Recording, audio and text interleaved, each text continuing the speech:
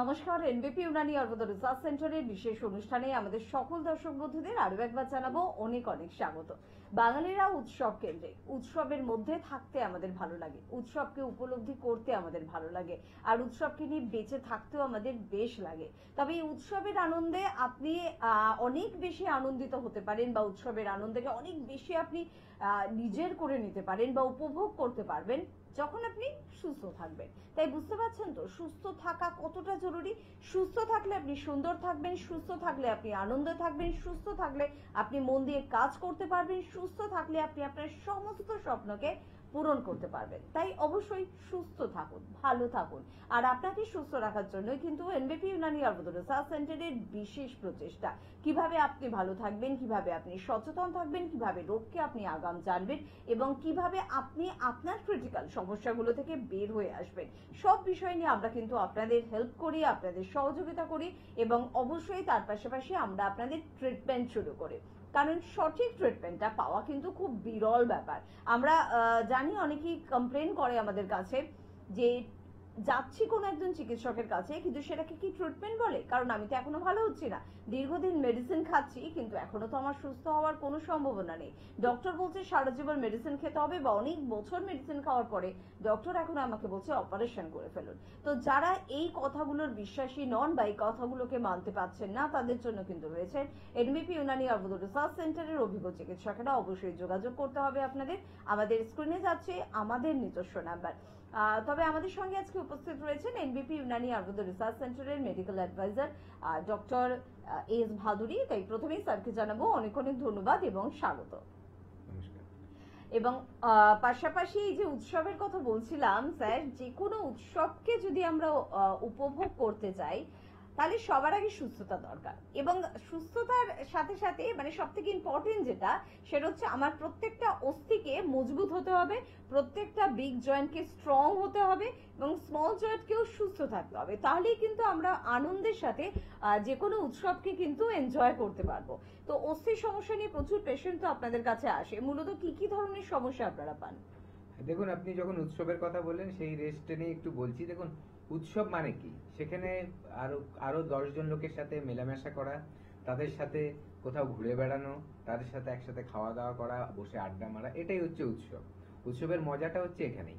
আমি একা যদি একটা ঘরের মধ্যে বসে বসে থাকি তাহলে কিন্তু উৎসবের আনন্দটা নেওয়া যায় না। সেক্ষেত্রে আমাদের যখন আমার 4-5 জনের সাথে বা বেশি লোকের সাথে মিশতে হবে, তাহলে আমার ঘর থেকে বেরোতে হবে। বেরোতে গেলেই কিন্তু আমার কিছুটা হলেও আমার পায়ের কিন্তু হাঁটাচলাটা করতে হবে, পাটাকে আমার ইউজ করতে হবে। সেক্ষেত্রে যদি আমার হাড়ের যদি শক্তি না থাকে তাহলে কিন্তু আমার ক্ষেত্রে ওটা একটা মানে বার্ডেন হয়ে যাবে, যে আমার হাঁটতে হচ্ছে, এবং আলটিমেটলি আমি কিন্তু এনজয়ও করতে পারবো না সেই উৎসবটাকে, কারণ আমার কষ্টটাকে আমি তখন বেশি করে প্রায়োরিটি দিতে হবে। সেই দিকে দাঁড়িয়ে আমাদের হাড়কে যদি আমরা ঠিক মতো রাখতে চাই তাহলে কিন্তু আমাদের নিয়ম করতে হবে যে কিভাবে আমাদের হাড়টাকে সুস্থ রাখা যায়, বা কিভাবে আমরা অস্থি সন্ধিটাকে ঠিক রাখতে পারি।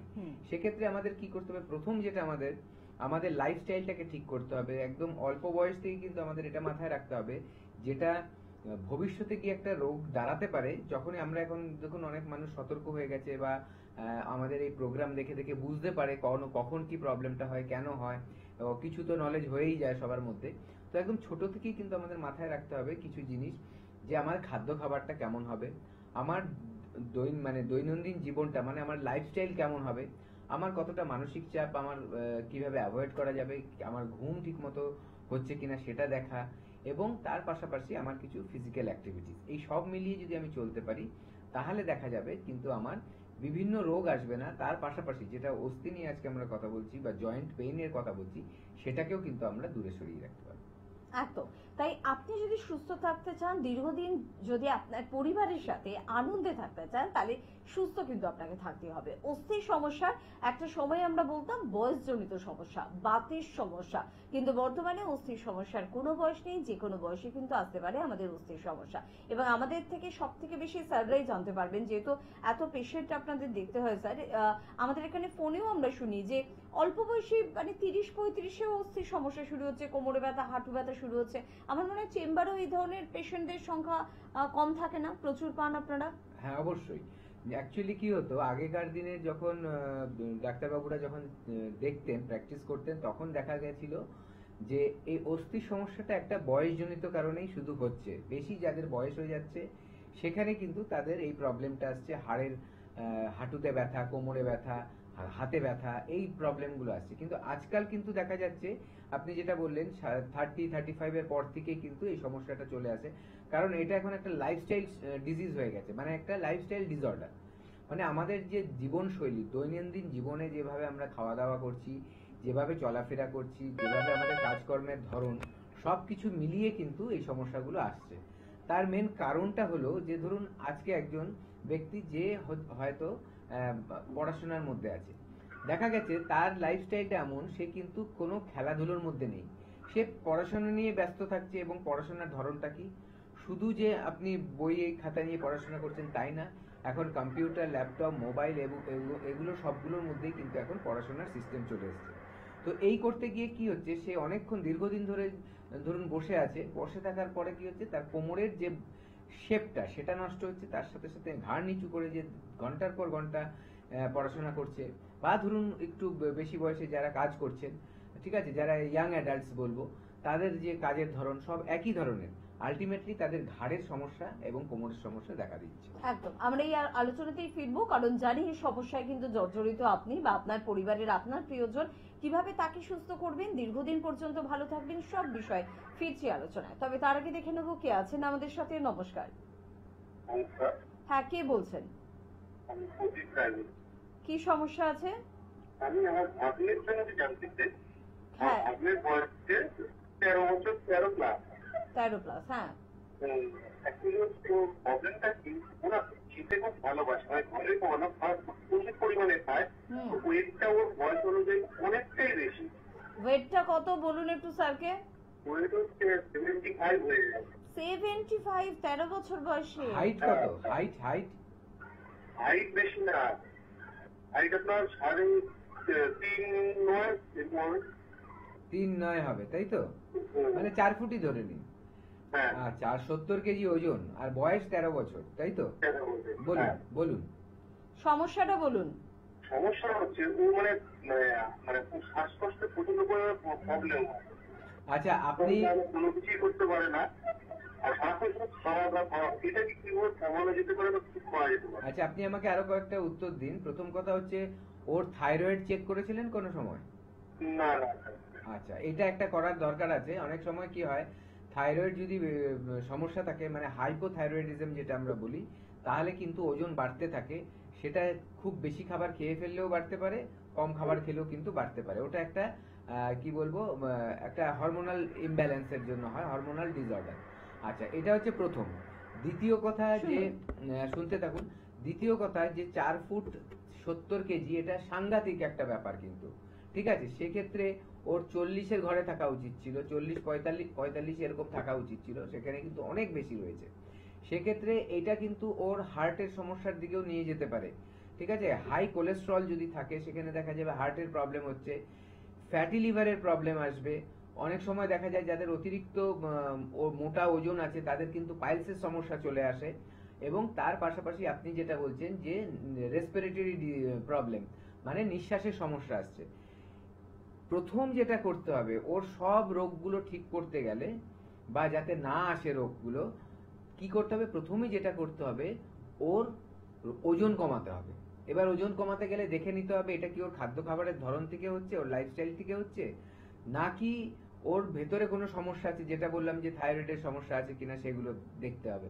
এটা খুব তাড়াতাড়ি করবেন, একেবারে ফেলে রাখবেন না। প্রথম একটা কাজ করুন, খুব তাড়াতাড়ি আমাদের কাছে নিয়ে আসুন। আমাদের এখানে যে দেখবো আমরা, দেখার পর একটা প্রেসক্রিপশন করে দেওয়া হবে। প্রথমে এই প্রবলেমটা যাতে আর না বাড়তে পারে তার একটা আমরা গার্ড দেব, আর কিছু টেস্ট দিয়ে দেবো। সেই টেস্ট রিপোর্টের উপরে বেস করে আমরা এগোতে থাকবো যে কি কি সমস্যাগুলো আছে, এবং এই রুট কজগুলো যখনই ঠিক করা যাবে, দেখবেন যে ওর কিন্তু ওজনগুলো আর বাড়তে পারছে না, আস্তে আস্তে কিন্তু নর্মাল হয়ে গেছে, ঠিক আছে? তো এইভাবে কিন্তু আমাদের এখানে ট্রিটমেন্ট হয়, যে রুট কজে গিয়ে।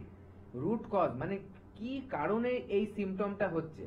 ধরুন কারো যেটা হচ্ছে মোটা হয়ে যাওয়া, কেন হচ্ছে এটা বার করতে হবে। যখনই কেন হচ্ছে এটা পেয়ে যাব আমরা, সেইটাকে যখন আমরা ঠিক করে দেবো, অটোমেটিক দেখা যাবে আর মোটা হবে না, নর্মাল ওজন হয়ে যাবে। আবার এটাও হতে পারে মোটা হয়ে গেছে, সেখান থেকে আরো কিছু কিছু নতুন নতুন রোগ চলে এসছে, সেগুলোও কিন্তু আমাদের ট্রিটমেন্টের মাধ্যমে আমরা সারিয়ে তুলতে পারবো। একদম। আসলে আগেকার দিনের বাচ্চারা শারীরিক পরিশ্রম অনেক বেশি করতো, বর্তমানের বাচ্চাদের ব্রেনের পরিশ্রম অনেক বেশি করতে হয়। আগেকার দিনের বাচ্চারা মাঠে ঘাটে গাছে উঠোনে বেশি ঘুরে বেড়াতো, এক পাড়ায় থাকতো আর 3টে পাড়া পার করে অন্য কোনো পাড়ায় হয়তো খেলতে যেত। কিন্তু বর্তমানে বাচ্চাদের অ্যাড্রেস শুধুমাত্র তার ফ্ল্যাট বা শুধুমাত্র তার রুমটা, তার বাইরে বেরোনোর সময়, সুযোগ, অভ্যাস কোনোটাই তার নেই। ফলে কিন্তু অনেক অল্প বয়স থেকে এই ধরনের সমস্যা স্যার আমাদের চলে আসছে বাচ্চাদের মধ্যে। এটা খুব ভয়ের, এটা খুব আতঙ্কের। আমরা মা হিসেবে ভাবি আমার ছেলে আমার বাড়িতেই রয়েছে, আমার মেয়ে আমার সাথেই থাকে, অনেক বেশি সেফ। হয়তো একদিক থেকে সেফ, কিন্তু আরেক দিক থেকে কিন্তু আনসেফও তারা। একেবারে তাই। তো বাবা মাদের জন্য কি বার্তা থাকবে? প্রথম কথা হচ্ছে, দেখুন আমরা অনেকেই কিন্তু এটা ফেস করি, তো এটার একটা মাথায় রাখতে হবে, বাচ্চাকে কিন্তু বড় হওয়ার জন্য তাকে মেলে দিতে হবে। এমন নয় 24 ঘন্টা আমরা তাদেরকে এত বেশি মানে প্রোটেকশন দিতে গিয়ে, তাকে প্যাম্পারিং করতে গিয়ে উল্টোটা না হয়ে যায়। কারণ আমাদের ইমিউনিটি, আমাদের যে রোগ প্রতিরোধ ক্ষমতাটা, সেটা দুটো ভাবে বাড়ে। একটা হচ্ছে যখন সে জন্মগ্রহণ করে তারপর থেকে মায়ের যে দুধ, সেটা যদি ব্রেস্ট মিল্ক, মায়ের যে মাদার্স মিল্ক যেটা বলি আমরা, সেটা যখন খাবে তার কিন্তু আস্তে আস্তে ইমিউনিটিটা পাওয়ারটা বাড়তে থাকবে। এটা হচ্ছে একটা ওয়ে। আরেকটা যেটা ওয়ে, সেটা হচ্ছে এটার পাশাপাশি আরেকটা যেটা করতে হবে, তাকে পরিবেশের সাথে মেশাতে হবে, প্রকৃতির সাথে তাকে কিন্তু মিশতে দিতে হবে। দেখবেন একটা খুব একটা ছোট্ট এক্সাম্পল দিলে হবে, যে আমরা যে ফার্মের মুরগিগুলো খাচ্ছি, আর ধরুন দেশি মুরগি, অনেকেই টেস্ট করেছেন দুরকম মুরগি, দেখবেন যে দোকান থেকে সাদা ব্রয়লারের মুরগিগুলো যে কিনে আনা হচ্ছে, যেইগুলো আমরা খাচ্ছি, তার মানে এতটাই তাদের মানে হাড়ের মধ্যে শক্তি কম, যে অনেক সময় দেখা যায় যখন মুরগিটাকে কাটছে, তার পাখনা ছিঁড়তে গিয়ে ডানা ছিঁড়ে যায়, এতটাই খারাপ অবস্থা। তার মানে সেই মুরগির মধ্যে শক্তিই নেই। যদি তার মধ্যেই শক্তি না থাকে, তাহলে আমাদের মধ্যে যারা খাচ্ছি, তাহলে আমাদের মধ্যে শক্তিটা আসবে কোথা থেকে? সেম আবার উল্টোটা দেখুন, যখন দেখবেন গ্রাম থেকে কেউ একটা মুরগি নিয়ে এসে বাজারে বিক্রি করতে নিয়ে এসছে, সেই মুরগিটা বাড়িতে নিয়ে গিয়ে কিনে খাবেন, দেখবেন আপনি হাড় চিবাতে গেলে হাড়টা হয়তো ভাঙতেও পারবেন না, বা গাল কেটেও যেতে পারে, এতটা শক্ত। এবং তার গায়ে দেখবেন থলথলে মাংস নেই, কিন্তু যে মাংসটা আছে খুব টাইট মাংস, কিন্তু সলিড। ওই মুরগির ক্ষমতা কিন্তু অনেক বেশি। দেখবেন মাঠে ঘাটে সে ঘুরে বেড়াচ্ছে, উড়ে বেড়াচ্ছে, ধরতে গেলে ধরতে পারছে না বাড়ির লোক, কিন্তু এই মুরগিকে আপনি দেখবেন সারাক্ষণ ঝিমিয়েই থাকে। তো এইটাই হচ্ছে তফাৎ। যদি আমরা আমাদের সন্তানদের প্রকৃতির সাথে মিশতে না দিই, হ্যাঁ অবশ্যই এটা নয় যে তাকে কেয়ারলেসের মধ্যে মতো ছেড়ে দেবো, কিন্তু তার সহ্য করাতে হবে গ্র্যাজুয়ালি, একদিনেই নয়। আপনি ভাবলেন যে হ্যাঁ আমি তাহলে বর্ষার মধ্যে তাকে সহ্য করাই, বৃষ্টির মধ্যে যে আমি বৃষ্টির মধ্যে সারাক্ষণ ঘুরিয়ে যাচ্ছি, তা নয়। কিন্তু এমন ভাবে তার সাথে প্রকৃতির সাথে মিশতে হবে যে বৃষ্টি গায়ে পড়ে গেলেই যাতে তার যে শরীর খারাপ না হয়ে যায়, সে ঠান্ডায় যখন বেরোবে নাক কান ঢেকে না বেরোলেই যাতে তার ঠান্ডা না লেগে যায়, সে যখন রোদে যাবে রোদে গেলেই যাতে তার মাথা না ঘুরিয়ে যায়। এরকম কখন সম্ভব? যখন আমরা স্টেপ বাই স্টেপ আস্তে আস্তে আস্তে প্রকৃতির সাথে তাকে মেশাতে থাকবো।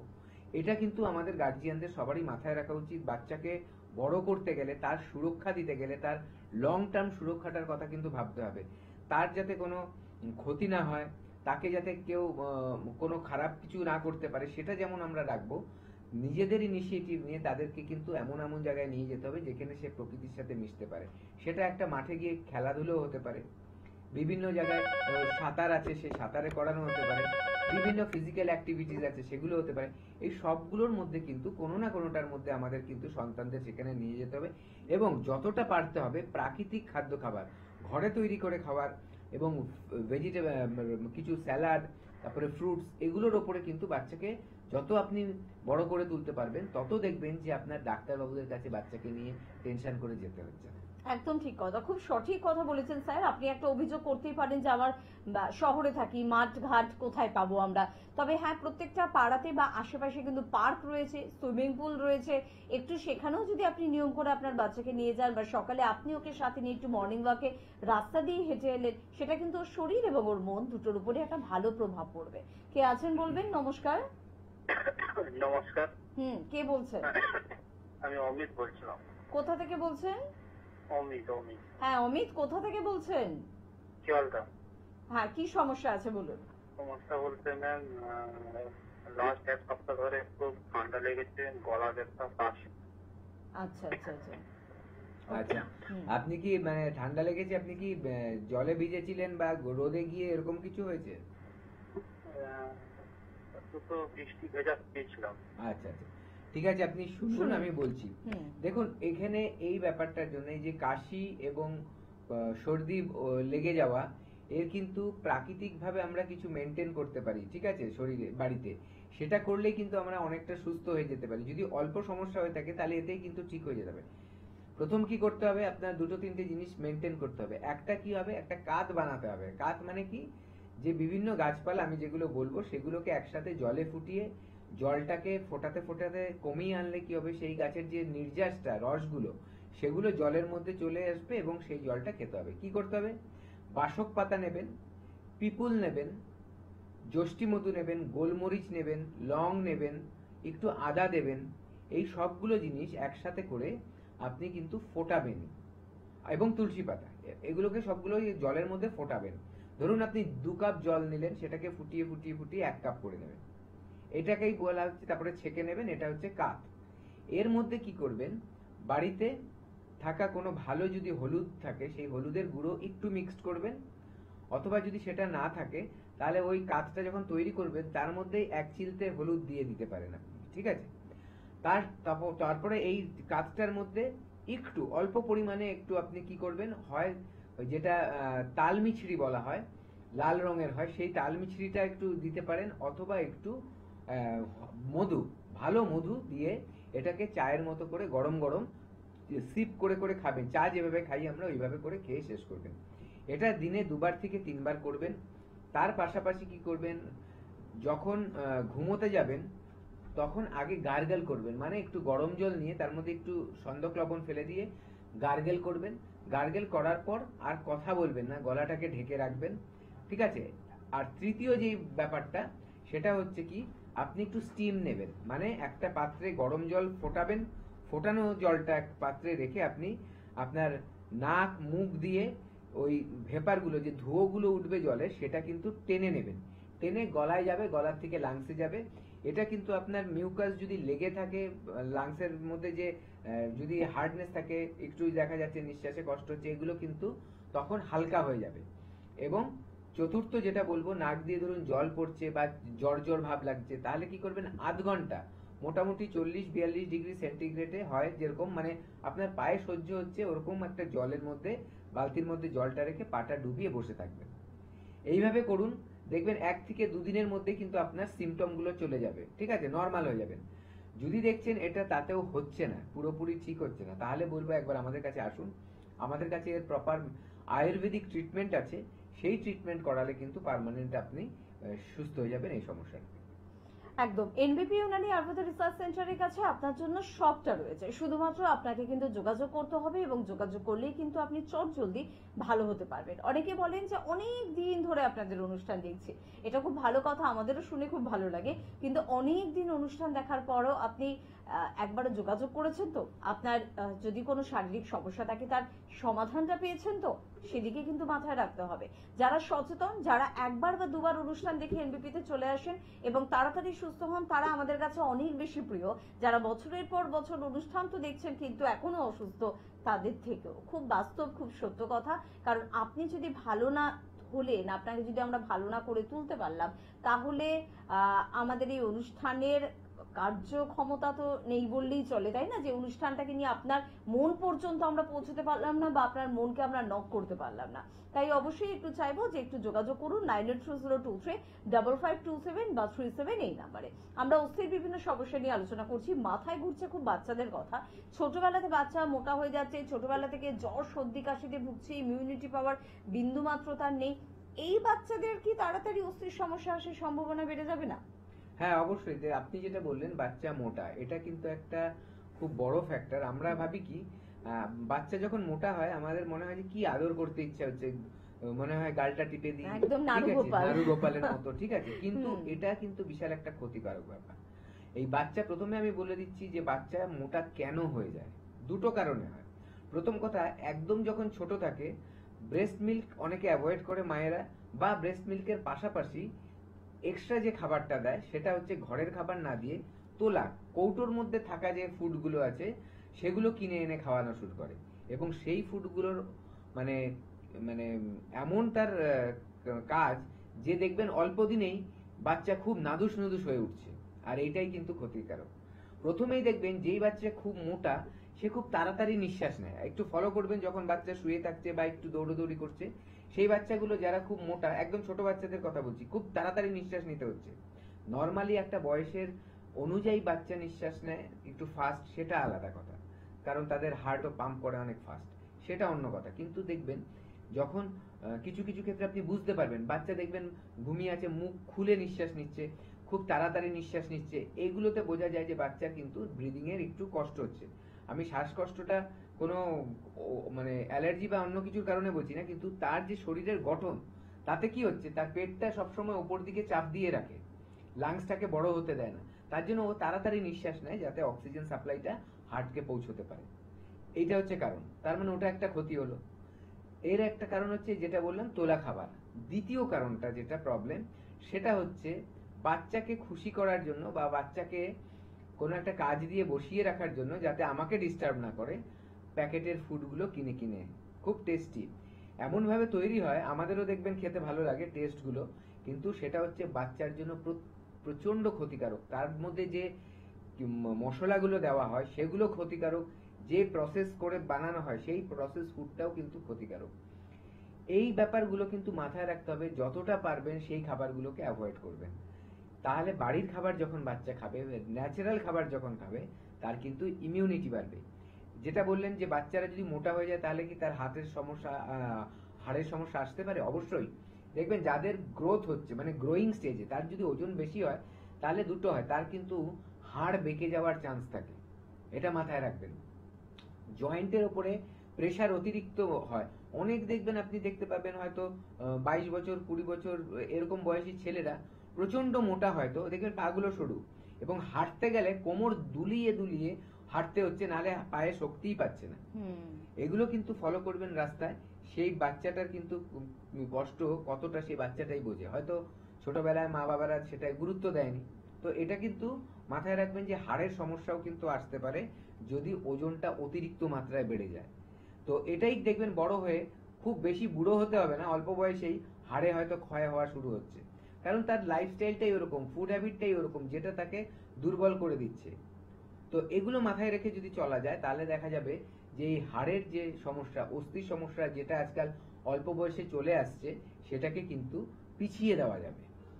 একদম। আমরা স্যার এই বিষয়গুলোতে আবারও আলোচনায় আসবে। খুব ভালো লাগে যে মনে যে প্রশ্ন আছে সেই প্রশ্নের যদি এত সুন্দরভাবে উত্তর পাই আমরা, তখন কিন্তু মনে হয় যে না, সমস্যার সমাধানটাও পাবো। যেখানে উত্তর আছে সেখানে কিন্তু সমাধানও লুকিয়ে রয়েছে। যিনি আছেন তিনি আমাকে 2 মিনিট সময় দেবেন, একটু চেম্বারগুলোর কথা বলে নেবো। যে বনগাঁয় আমাদের চেম্বার রয়েছে ডক্টর এন ভট্টাচার্যকে আপনারা কিন্তু পেয়ে যাচ্ছেন, ক্যানিং এ ডক্টর আর দে কে পাচ্ছেন, রায়গঞ্জে সেন্টারে পেয়ে যাচ্ছেন ডক্টর এস ঘোষালকে, কাকদ্বীপে কিন্তু চেম্বার রয়েছে স্যারকে পেয়ে যাচ্ছেন ডক্টর এস ভাদুরী, নিজে কিন্তু কাকদ্বীপ চেম্বারে যাচ্ছেন। যারা এখনো কাকদ্বীপের বন্ধুরা নাম লেখাননি তারা একটু ফোন করে নেবেন, নাম লিখিয়ে নেবেন, কারণ নিয়ম করে আমাদের কাকদ্বীপের চেম্বার কিন্তু হচ্ছে। এবং তার পাশাপাশি খড়গপুরে কিন্তু পেয়ে যাচ্ছেন ডক্টর এন ভট্টাচার্যকে, বহরমপুরে ডক্টর এ হালদার, মালদায় পেয়ে যাচ্ছেন ডক্টর এস ঘোষালকে, জামশেদপুরে 1 মিনিট, জামশেদপুরে পাচ্ছেন ডক্টর এন ভট্টাচার্যকে, কৃষ্ণনগরে পাচ্ছেন ডক্টর এ হালদারকে, কোচবিহারে পেয়ে যাচ্ছেন ডক্টর এস ঘোষালকে, হেরিয়া এবং মেচেদায় আমাদের চেম্বার রয়েছে, পেয়ে যাচ্ছেন সংস্থার ডিরেক্টর ডক্টর বি শর্মাকে, পেয়ে যাচ্ছেন আসানসোলেও ডক্টর বি শর্মাকে, পেয়ে যাচ্ছেন বর্ধমানে ডক্টর এন ভট্টাচার্যকে, হলদিয়ায় ডক্টর এ হালদারকে, শিলিগুড়িতে ডক্টর এস ঘোষালকে, বোলপুরে এবার কিন্তু আপনাদের জন্য থাকছেন ডক্টর বি শর্মা। পাশাপাশি দুর্গাপুরে ডক্টর এন ভট্টাচার্যকে পাচ্ছেন, বাঁকুড়ায় ডক্টর এ হালদারকে পাচ্ছেন, গঙ্গারামপুরে পেয়ে যাচ্ছেন ডক্টর এস ঘোষালকে, আরামবাগে পাচ্ছেন ডক্টর এ হালদারকে, আগরতলা অর্থাৎ ত্রিপুরার বন্ধুরা পেয়ে যাচ্ছেন ডক্টর বি শর্মাকে, পেয়ে যাচ্ছেন শিলচরেও ডক্টর বি শর্মাকে, পেয়ে যাচ্ছেন পুরুলিয়ায় ডক্টর এ হালদারকে, গুয়াহাটিতে পাচ্ছেন ডক্টর এস ঘোষালকে, ঝাড়গ্রামে পেয়ে যাচ্ছেন ডক্টর এ হালদারকে, ডিব্রুগড়ে পাচ্ছেন ডক্টর এস ঘোষালকে, দিল্লিতে পাচ্ছেন ডক্টর এস ঘোষালকে, আলিপুরদুয়ারে পেয়ে যাচ্ছেন ডক্টর বি শর্মাকে। কলকাতার মধ্যে মধ্যমগ্রামে আমাদের সেন্টার কিন্তু রয়েছে, হাজরায় আমাদের সেন্টার রয়েছে, হাতিবাগান এবং খিদিরপুরে আমাদের সেন্টার রয়েছে, হাওড়ার বন্ধুরা শিবপুর, বাল্টিকুড়ি বাজার, দাসনগর এবং বেলুড়ে কিন্তু আমাদের চেম্বার পেয়ে যাচ্ছেন, এবং দক্ষিণ 24 পরগনার বন্ধুরা প্রত্যেক বৃহস্পতিবার করে আমতলায় চেম্বার পাচ্ছেন। মাসে একটি রবিবার কলকাতায় পেয়ে যাচ্ছেন ডক্টর বি শর্মাকে। হ্যাঁ বলুন, কে আছেন? নমস্কার। হ্যাঁ, আমি মেদিনীপুর জেলার সবন থেকে বলছি। পূর্ব মেদিনীপুর না পশ্চিম মেদিনীপুর? বলুন। পূর্ব মেদিনীপুর না পশ্চিম মেদিনীপুর? পূর্ব মেদিনীপুর। পূর্ব মেদিনীপুরের হেরিয়া আর মেচেদায় কিন্তু ডক্টর বি শর্মা থাকছেন, এই সামনের সপ্তাহে থাকছেন। যদি যোগাযোগ করতে আপনাদের সকলের জন্য বলছি, ইচ্ছুক হন একটু হেল্পলাইন নাম্বারে ফোন করবেন। এবার বলুন কি সমস্যা আছে? সমস্যাটা হচ্ছে মাছের কাঁটা মাছের থেকে গলায় বিঁধে গেছিল।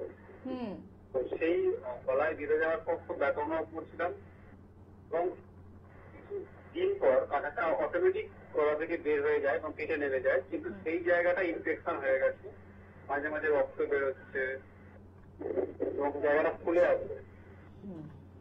আচ্ছা, আপনি কোন রকম চিকিৎসা করিয়েছেন এটা? না, কোনোভাবে চিকিৎসা করানো হয়নি বলেই স্যার আমি খুব প্রবলেম। আচ্ছা, রক্ত কি মাঝে মাঝে একা একাই বেরোচ্ছে নাকি আবার খোঁচা লাগলে বেরোচ্ছে? খাওয়া দাওয়া করলে রক্ত বেরোচ্ছে। আরে বাবা, তাহলে দেখুন এটাকে ফেলে রাখবেন না, সিরিয়াসলি নিন ব্যাপারটাকে। ঠিক আছে, আজকে ফোনে জেনে গেলেন এর ট্রিটমেন্ট আছে, কিন্তু এটাকে যদি ফেলে রাখেন আপনি কোন বিপদের সম্মুখীন হবে কিছু কিন্তু বোঝা যাচ্ছে না। আপনি আসুন, দরকার পড়লে আমাদের কিছু টেস্ট আছে, ওই টেস্ট করিয়ে নিতে হবে যে কেন ওটা বেরোচ্ছে। ঠিক আছে, আপনার এখন আপাতত কিছু করতে হবে না, আপনি শুধু তাড়াতাড়ি চলে আসুন, জেনে নিন হেল্পলাইন নাম্বারে কল করে কবে রয়েছে আপনার বাড়ির কাছাকাছি আমাদের চেম্বার, সেখানে গিয়ে দেখিয়ে নিন। একেবারে গাফিলতি করবেন না, এটা কিন্তু খুব বাজে সিমটম। আপনি বলছেন খেতে গেলেই গলা দিয়ে আবার রক্ত বেরোচ্ছে, এবার ওখানে কি হয়েছে না হয়েছে সেটা তো আপনি নিজে বুঝতে পারবেন না। আমাদের কাছে যখন আসবেন ডাক্তারবাবুরা যে টেস্ট দেবে তাতে কিন্তু বোঝা যাবে যে অ্যাকচুয়ালি কেন ওই রক্তটা বেরাচ্ছে। একদম সত্যি, এটা একটু হলেও কিন্তু ভয়ের বিষয়, তাই যোগাযোগ তো অবশ্যই আপনাদের করতে হবে। 9830235527 বা 37 এই দুটি নাম্বার শুধুমাত্র আপনাদের জন্য। এনবিপি ইমরানি আরবুদরসা সেন্টারে যারা পৌঁছে যাচ্ছেন বা পৌঁছে গিয়েছেন তারা কেমন আছে বলুন তো, এটা জানার ইচ্ছে হয় না? আমার তো ভীষণ হয়। প্রত্যেকটা দিন আমি নিজের চোখে দেখতে পারি, কিন্তু তারপরও জানার ইচ্ছেটা থাকে যে বাকি পেশেন্টরা কেমন আছে, আরো যারা আসছেন তারা কেমন থাকবেন, এই আগ্রহটা আমার মধ্যে আছে। আমার মধ্যে এই আগ্রহটা আপনাদের মধ্যেও থাকা উচিত, আর সে কারণে চলুন সকলে মিলে একটু দেখে নিই, তারপরে ফিরে আসছি অনুষ্ঠানে। দাদা, আপনার নামটা শুনবো আর কোথায় থাকেন জানবো। অসীম কুমার রায়। কোথায় থাকেন? ডাকগ্রাম, শিলিগুড়ি। শিলিগুড়িতে। কি সমস্যা ছিল আপনার আর কতদিনের ছিল? আমার ছিল এগ্রেস স্পন্ডালাইটিস।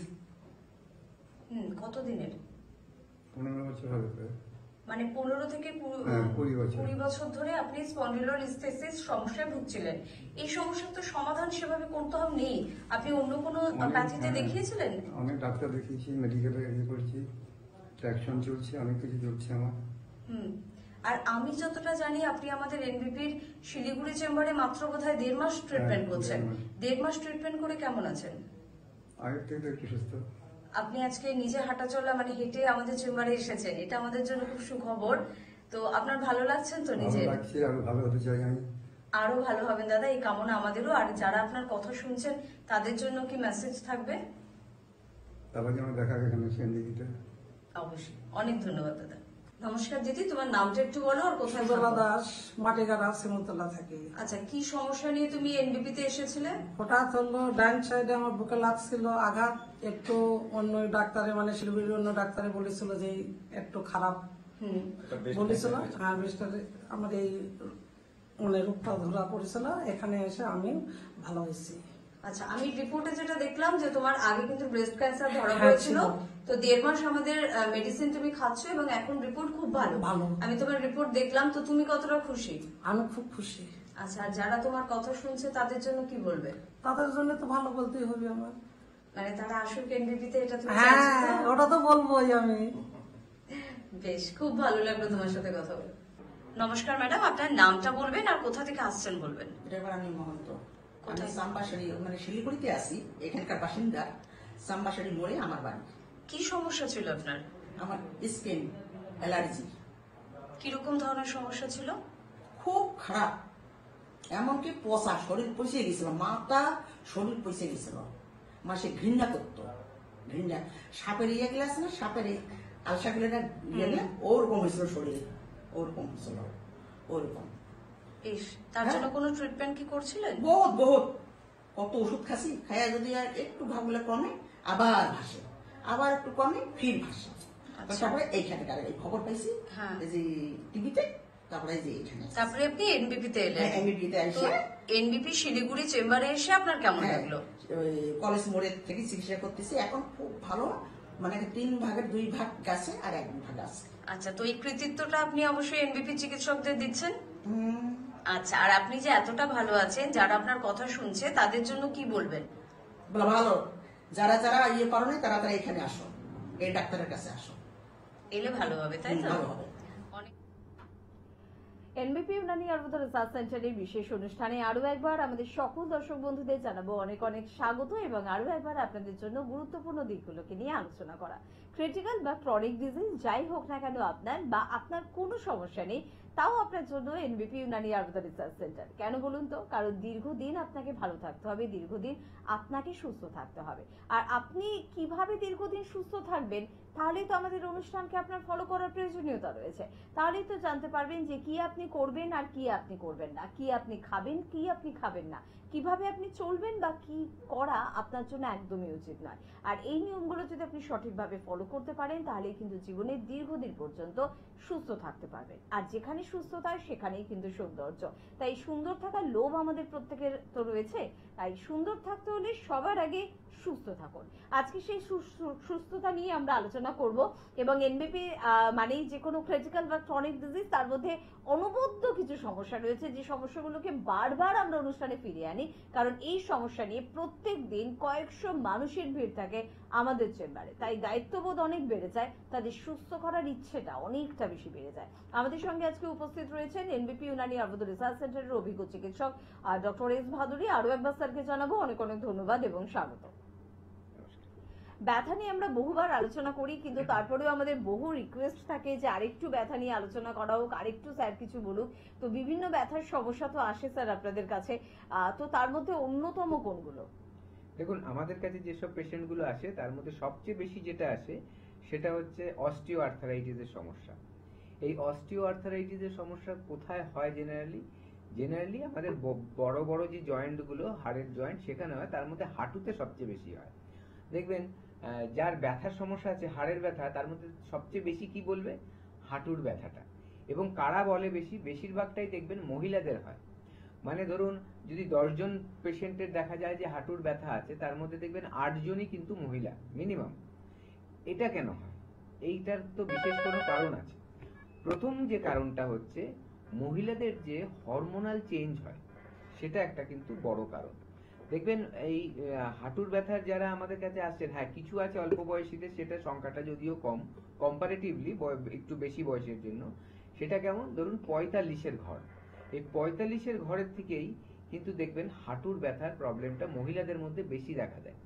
কারণ এই টাইমটা এমন একটা সময় যখন মহিলাদের মেনোপজের দিকে আস্তে আস্তে এগোচ্ছে। মেনোপজটার মানে প্রি মেনোপজ বলা হয় এই বয়সটাকে, যে মেনোপজের আগের স্টেজটা। এই টাইম থেকে কিন্তু মহিলাদের হরমোনাল পরিবর্তন হতে থাকে, এবং দেখবেন কি কি সমস্যা হয় আমি সেটাও একটু বলে দিচ্ছি। দেখবেন আপনার হাড়ের যন্ত্রণা হওয়া শুরু হবে, দেখা যাচ্ছে এই বয়সটায় শুরু হয়। আবার দেখবেন স্কিনের মধ্যে কালো দাগ চলে আসে এই বয়সটায়, যেটা মেচেদার দাগ আমরা বলি, এই কালো দাগগুলো কিন্তু চলে আসতে থাকে। তারপরে দেখবেন এই টাইমে মহিলাদের মুড সুইং হয়। মুড সুইং মানে আপনার মনটা কিন্তু বারে বারে বদল হতে থাকবে। এখনই ধরুন একটু ভালো আছেন, হঠাৎ রেগে যাবেন, কেউ একটা সাধারণ কথা বললেও হয়তো আপনি রেগে যাবেন। বা দেখা যাচ্ছে আপনি অল্পতেই খিটখিটে হয়ে যাচ্ছেন। অনেক সময় দেখা যাবে আপনার মুখের মধ্যে একটা গরম ভাব আপনি ফিল করছেন, ঠিক আছে? এবং মানসিক চাপ দেখবেন সাইকোলজিক্যাল এফেক্টও হয়। মানে আপনি একটা কিছু নিয়ে ভাবছেন, সেটাই আপনার হয়তো ডিপ্রেশনে তাড়াতাড়ি চলে যায়।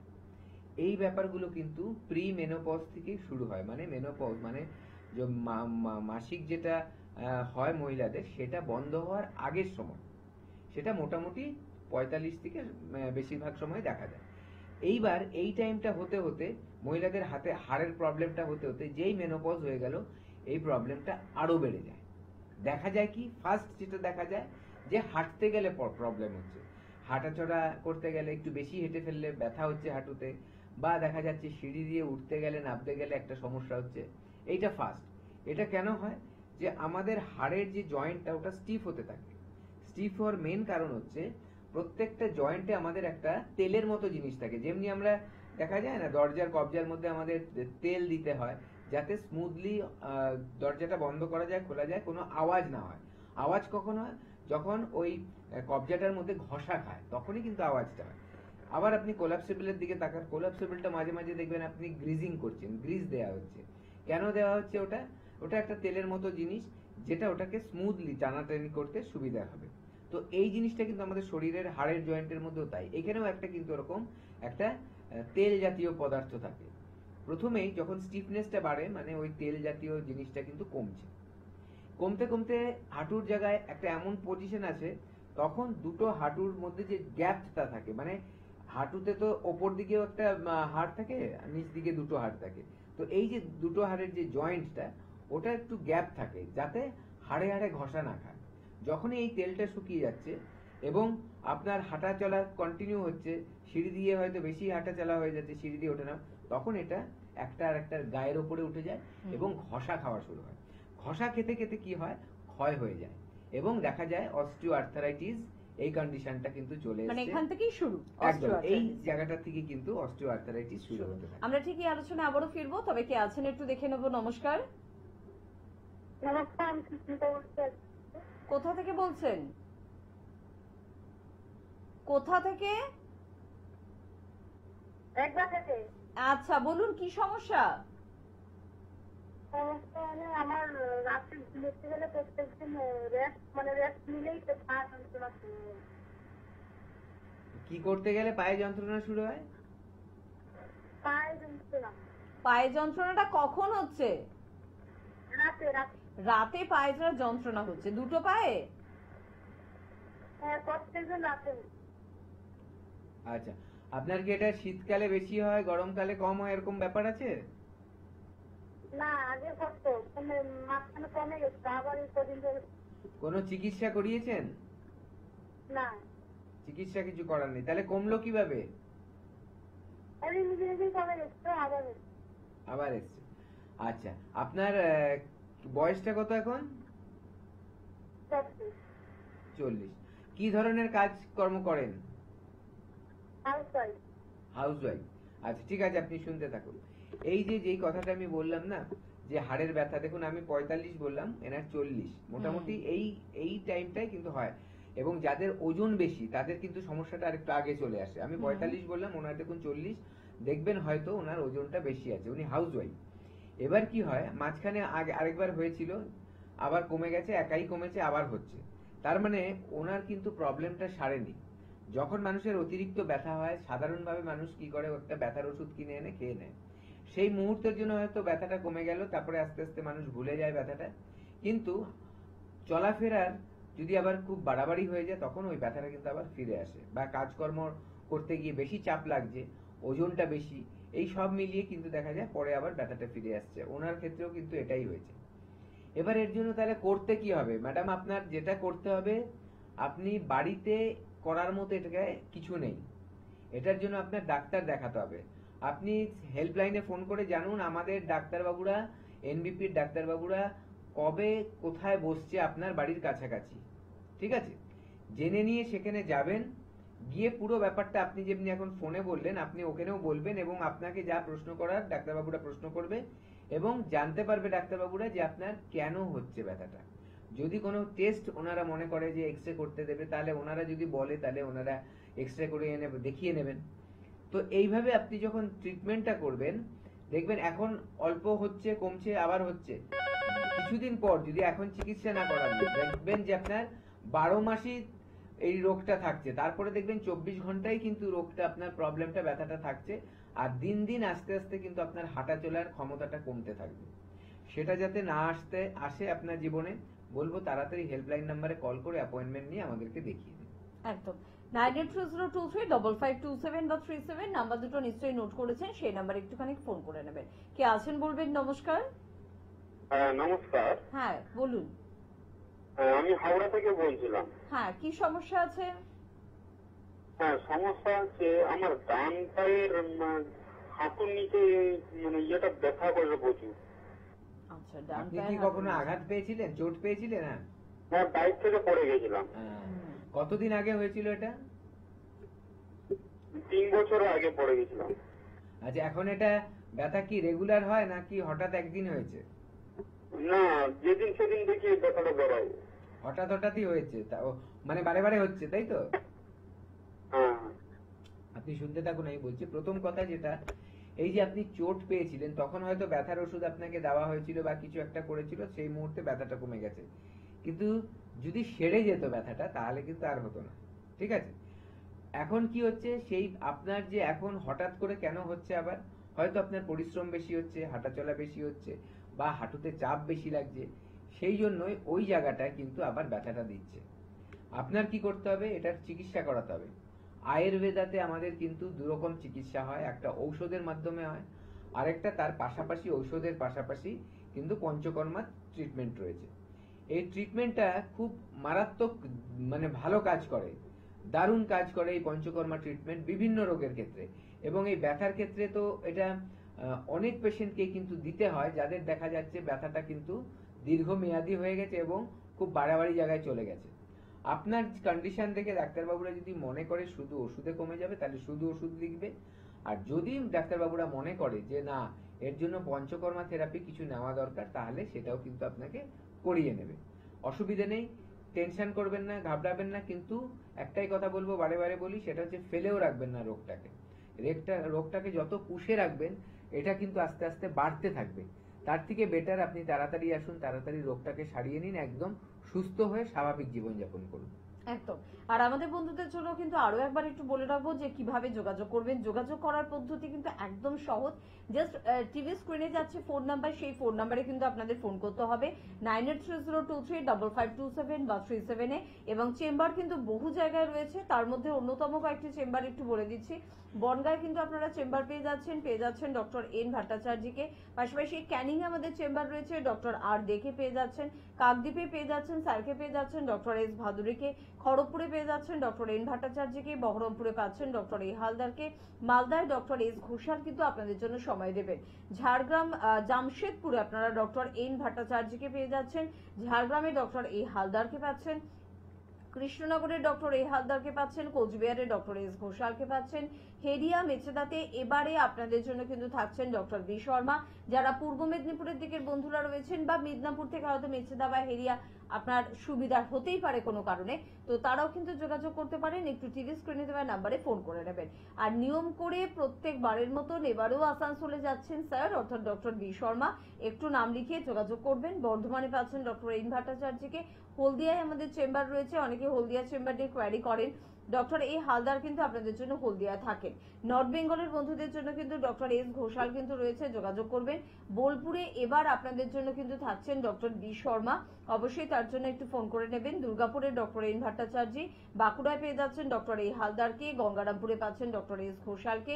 আরামবাগে পাচ্ছেন ডক্টর এ হালদারকে। আগরতলা ত্রিপুরার বন্ধুরা আবারও কিন্তু পাচ্ছেন ডক্টর বি শর্মাকে। স্ক্রিনে দেওয়া নাম্বার একটু ফোন করে নেবেন।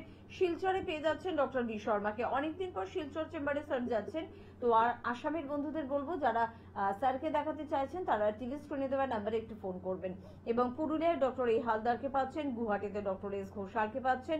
পেয়ে যাচ্ছেন ডিব্রুগড়ে ডক্টর এস ঘোষালকে। দিল্লিতেও পাচ্ছেন এবারে ডক্টর এস ঘোষালকে। আর আলিপুরদুয়ারে পাচ্ছেন ডক্টর বি শর্মাকে। এছাড়া মধ্যমগ্রামে কিন্তু আমাদের চেম্বার কিন্তু রয়েছে ল্যান্সটাউন শিশু মঙ্গল হসপিটালের একদম অপোজিটে রয়েছে, হাতিবাগানে রয়েছে খিদিরপুরে। এছাড়া হাওড়ায় শিবপুর, বাল্টিপুরি বাজার, দাসনগর এবং বেলুড়ে আমাদের চেম্বার রয়েছে। আপনাদের একটু যোগাযোগ করে নিতে হবে। আর দক্ষিণ 24 পরগনার বন্ধুরা প্রত্যেক সপ্তাহে বৃহস্পতিবার করে পেয়ে যাচ্ছেন সংস্থার ডিরেক্টর ডক্টর বি শর্মাকে। আর মাসে একটি রবিবার আপনারা কিন্তু পাচ্ছেন ডক্টর বি শর্মাকে, অবশ্যই পাচ্ছেন কলকাতায়। এবং তার জন্য স্ক্রিনে দেওয়া নাম্বার অর্থাৎ এনবিপির নিজস্ব নাম্বার 9830235527 বা 37 নাম্বারে কিন্তু ফোন করতে একদম ভুলবেন না।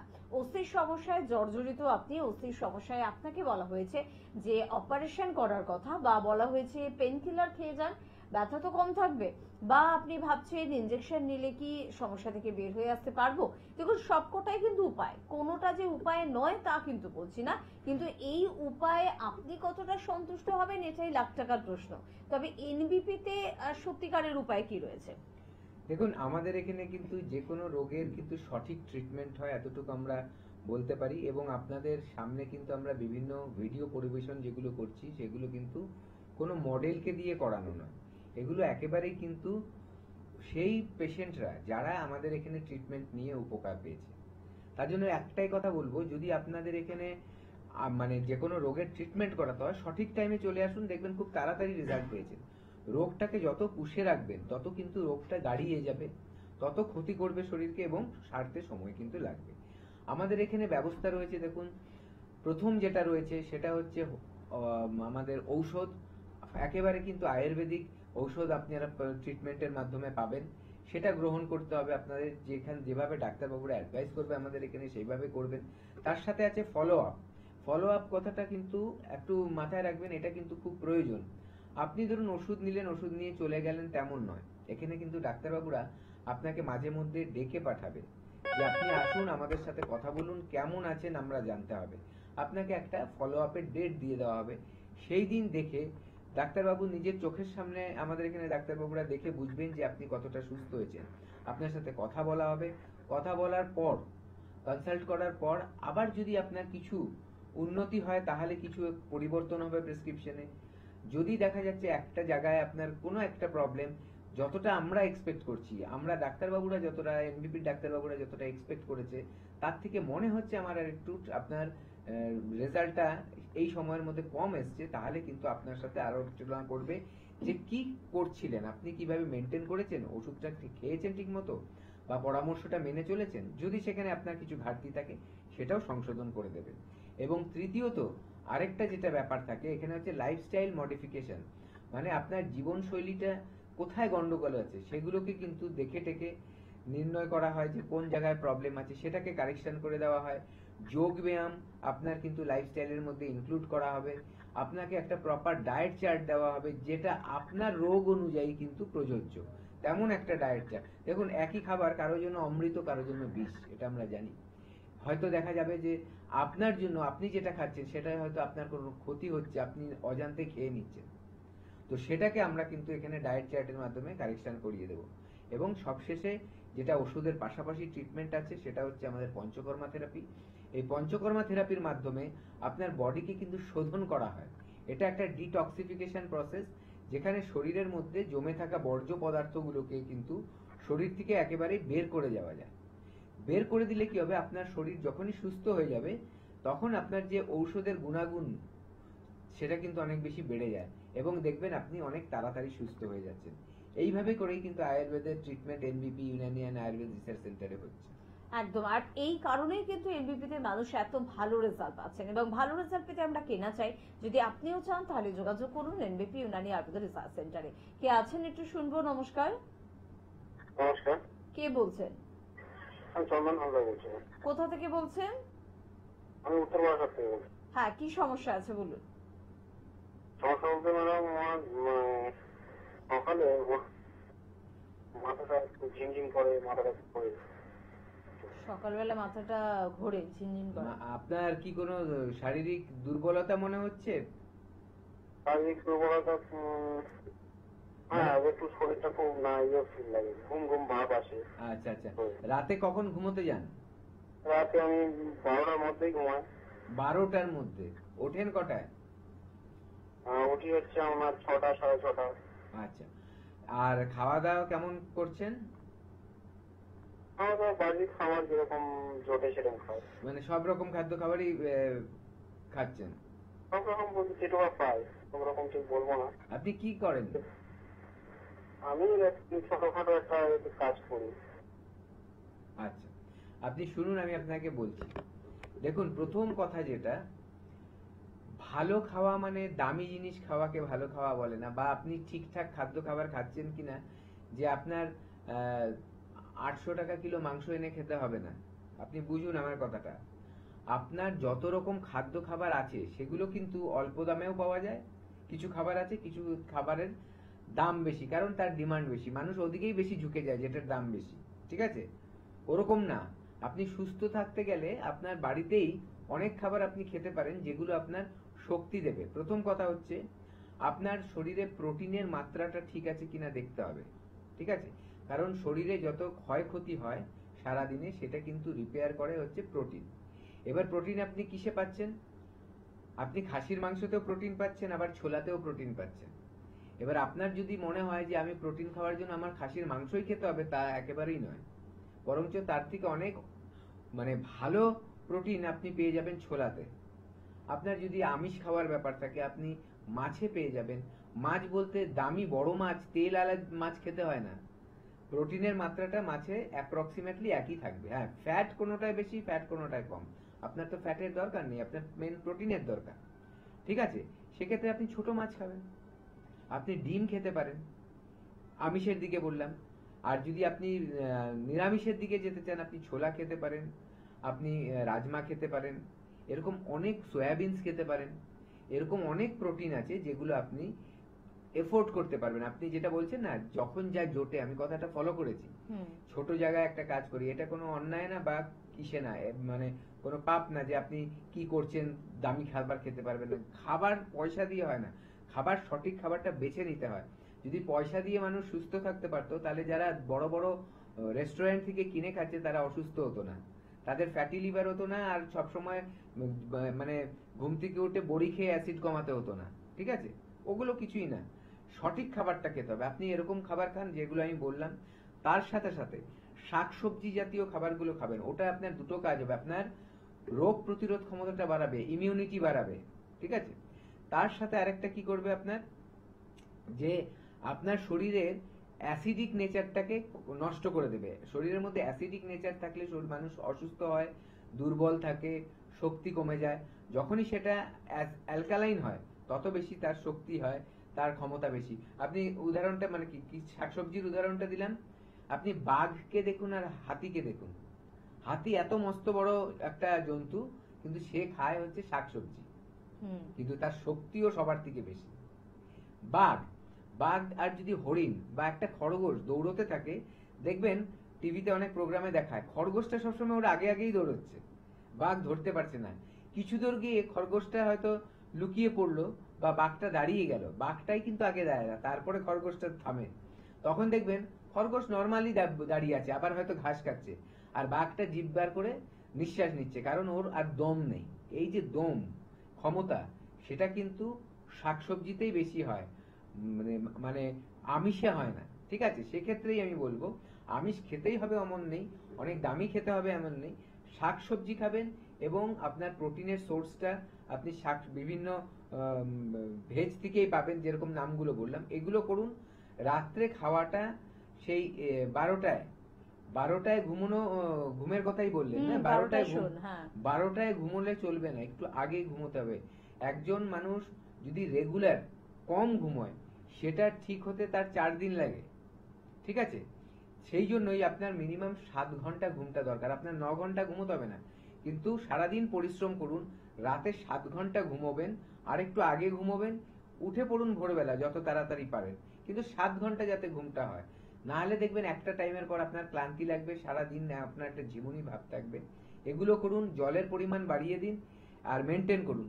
যদি দেখছেন তাতেও রেজাল্ট পাচ্ছে না, তাহলে বুঝতে হবে আপনার ভেতরে কোনো একটা সমস্যা বাসা বাঁধছে। তার জন্য আমরা রয়েছি, এনবিপির তরফ থেকে আপনাকে বলে দিচ্ছি, আপনি আসুন, এখানে এসে ট্রিটমেন্ট করাবেন, তার জন্য দেখবেন সম্পূর্ণভাবে সুস্থ হয়ে যাবেন। একদম ঠিক কথা। তাই ভালো থাকতে হলে কিন্তু অনেক বেশি খরচা করতে হয় না। ভালো থাকার জন্য ইচ্ছে শক্তি তার দরকার, ভালো থাকার জন্য আপনার সঠিক একটা প্ল্যান দরকার, আর এই প্ল্যানিংটাই কিন্তু আপনাকে করে দেবে এনবিপির অভিজ্ঞ চিকিৎসকেরা। এবং আপনি ভাবছেন আমার কিছু ডায়েট চাই, আমার কিছু এক্সারসাইজ চাই, আমি সুস্থ, এই সুস্থতাকে আমি বজায় রাখতে চাই, তাহলেও কিন্তু আপনার জন্য রয়েছে অবশ্যই এনবিপির অভিজ্ঞ চিকিৎসকেরা। খাওয়া দাওয়ার কথা হচ্ছিল, এই যে যারা খুব বেশি রেডমিট খেতে পছন্দ করেন, খুব দামি মাংস, খাসির মাংস প্রচুর দাম খেতে পছন্দ করেন, অনেকেই বলেন বাসে, ট্রেন, ট্রামে শুনি আমরা যে মাছ ছাড়া তো চলেই না, কাতলা মাছ, ইলিশ মাছ খেতে ভীষণ ভালোবাসি। অত্যাধিক খাওয়া আমাদের পেটের সমস্যা বাড়িয়ে দেবেই দেবে, আবার অত্যাধিক তেলযুক্ত খাবার যদি সেখানে হয়, অত্যাধিক পেটের সমস্যা কি আমাদের কোনো অস্থির সমস্যাকে ডেকে আনতে পারে না? হ্যাঁ অবশ্যই, দেখুন যাদের দেখবেন যে হাইপার অ্যাসিডিটি আছে তাদের কিন্তু হাড়ের সমস্যা হতেই পারে, বিভিন্ন সমস্যা হয় তাদের, তার মধ্যে কিন্তু হাড়ও কিন্তু তাদের দুর্বল হয়ে যায়। কারণ পেটে যদি সমস্যা থাকে তাহলে আমাদের শরীর কিন্তু পুষ্টি পায় না, কারণ সেই খাবারটা ঠিকমতো হজম হচ্ছে না, মেটাবলিক ডিসঅর্ডার যেটা আমরা বলি। যদি সেই খাওয়ার পচন মানে খাওয়া হজম হওয়াটা, এই পাচন ক্রিয়াটা সেটা যদি ঠিক না থাকে অটোমেটিক কিন্তু আমাদের শরীরে পুষ্টি যাবে না, আপনি যতই খাবেন। দামি জিনিস খাচ্ছেন কিন্তু খাওয়ার ধরনটা এমন যেটা আপনার পেটের সমস্যা তৈরি করছে, তাহলে কিন্তু আপনি পুষ্টির ঘাটতি হবে আপনার শরীরে। পুষ্টির ঘাটতি হলে আপনার স্কিনে এফেক্ট করবে, আপনার মাংসপেশিতে এফেক্ট করবে, আপনার বিভিন্ন অর্গানে এফেক্ট করবে এবং হাড়েও কিন্তু এফেক্ট করবে।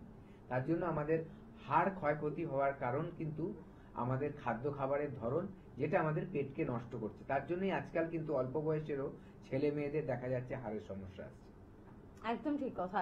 এবং রিমোটয়েড আর্থারাইটিস অন্য একটি সমস্যা, আমবাত যেটাকে বলি। একটু বুঝতে চাইবো ডাক্তারবাবু যে রিমোটয়েড আর্থারাইটিস হওয়ার সম্ভাবনা আপনারা বলেন আমাদের অর্থাৎ মেয়েদের একটু বেশি থাকে, তো কি এমন ভুল আমরা করে ফেলছি যাতে এই সমস্যা আমাদের বাড়ছে?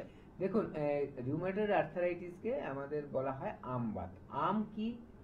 আম হচ্ছে আয়ুর্বেদ মতে বলছে যেটা টক্সিন, অপ্রয়োজনীয় কিছু পদার্থ আমাদের শরীরের মধ্যে তৈরি হয়, ওটা কিন্তু পেট থেকেই শুরু হয়, ঠিক আছে?